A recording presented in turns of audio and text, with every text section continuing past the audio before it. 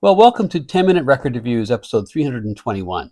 And this time I'm going to talk about this record by Roberta Flack, First Take, which was her debut on Atlantic from 1969. Hey, vinyl community, and welcome YouTubers from everywhere. Yeah, we started off there with Alan Castle, and the name of his channel is 10-Minute Record Reviews.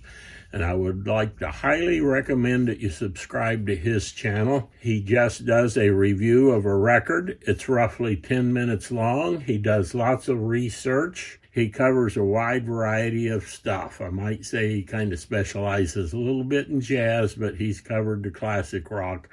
And here he covered Roberta Flack. And the great thing about this is I just watched his video, and a couple days later I'm over at my store, and here is the Roberta Flack First Take, or first record.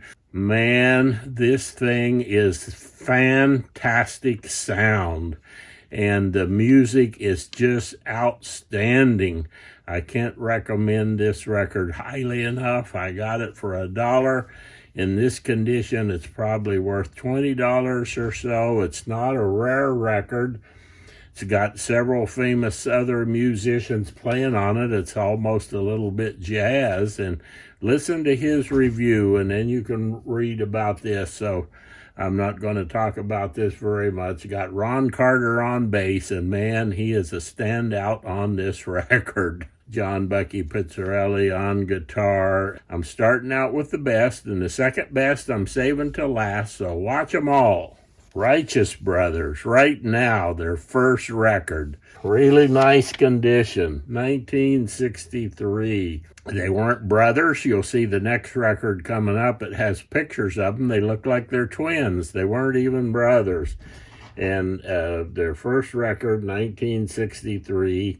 In 1965, they had their biggest hit, You've Lost That Lovin' Feelin'. Went to #1, of course, and I like this record so good. They didn't write any of this. They're just doing all covers of other people's songs. But their voice is so good, their arrangements is so good. I'm just delighted to have the record.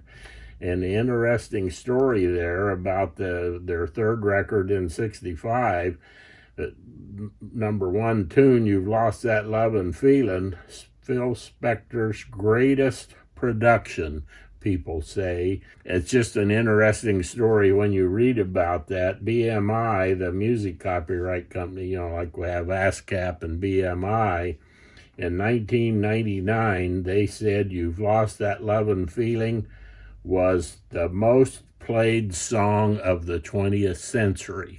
Now, that's songs that they had copyrighted. And, man, I just enjoyed listening. The Righteous Brothers, this is their 7th album in 1966. It's on Verve.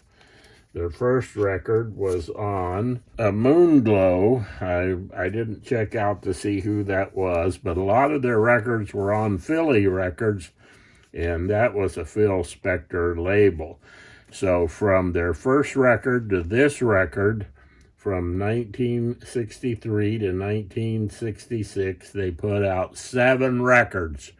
Yeah, because they were having lots of top 40 hits. Webley Edwards, Hawaii Calls, he was a famous radio guy, and that was his radio show. Romantic Instrumentals of the Islands, 1963. Weather Report, a lot of you familiar with Weather Report, Mr. Gone. This seems to be their most common record. This is the UK press, and I would say the record's near mint minus, and the sound on this record is fantastic. Black Rose, John David Souter. This is his second record, and he was a famous singer-songwriter. He was buddies with Glenn Frey. They roomed together. He wrote a lot of the Eagles' hits. He wrote hits for Linda Ronstadt, and this is a great sounding record. He's in the studio, and there's just lots of his friends on this record playing on the record. We got Waddy Wachtel, great studio guitarist, doing a lot of the guitar parts, but just a whole bunch of other famous people that are in there working with him. So Great record to get for $1 and great sonic. Now here's one, Steppenwolf. Steppenwolf, I never had one of their records before. This is 1969, and they were one of the big important groups that influenced a lot of groups from 68 to 76. Buffy St. Marie, really overlooked person. I'm gonna be a country girl again. She's in Nashville. She appeared on the Grand Ole Opry. This is in a studio, 1968. She was a Cree Indian, and I have some Cree Indian in my ancestry. She got all the top Nashville musicians. She did this record as a tribute to Chet Atkins. We got Floyd Kramer on piano and Grady Martin on guitar. If you don't know who Grady Martin is, check him out. One of the greatest Nashville guitarists of all time. Bread, nice copy of it. Usually they're all beat up. Baby, I'ma Want You. $1, nice shape. I enjoyed listening to that. Sarah Vaughan's Golden Hits. This, again, it turns out this is a duplicate, so I'll compare this with my other copy and see which one's best. Artie Barsamian and his orchestra. Destination Baghdad, a little bachelor pad, space age, easy listening music. Here's a good one, real early Joan Baez. Everybody knows a lot about her, but this is the Vanguard Gold label, and those records are all really great sounding. So I'm happy to get that record. I have quite a few Joan Baez. Arlo Guthrie, Washington County. Again, here a nice record for $1. And here's probably one that the vinyl community will like the best, Eric Burdon and the Animals. The record looked pretty good, but of all the records I got here in the dollar bin, as you might expect, this one, the record kind of matches the cover. Famous trombone jazz guy starting in the 40s, played with everybody. Now this is kind of like these on Verve here, Kai Winding, the instrumentals. This is what we call an easy listening record, 1966. So the musicianship, the sonics of this record are just excellent, but it's just a easy listening record. Reba McEntire, one of her hit records.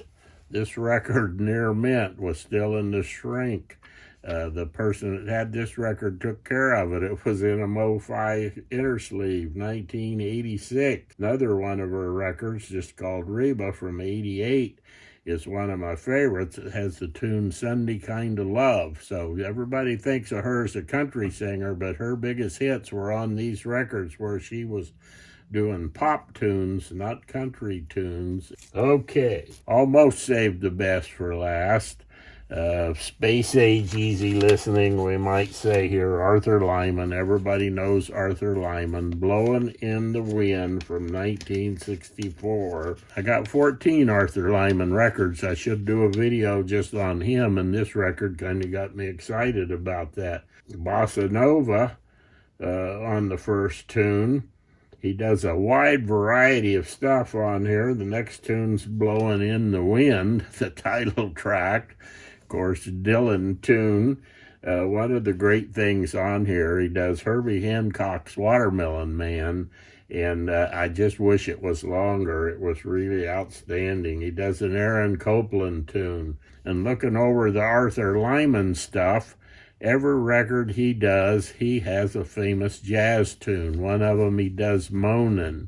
One of them he does Caravan. He does a wide variety of stuff, and they do arrangements for each tune. You listen to this record, there's a wide variety of stuff, and they don't all sound alike. Arthur Lyman, born on the island of Kauai, a native Hawaiian, and so just love Arthur Lyman, and I say keep 'em spinning, and wait for them videos I keep talking about. Happy trails to you until we meet again.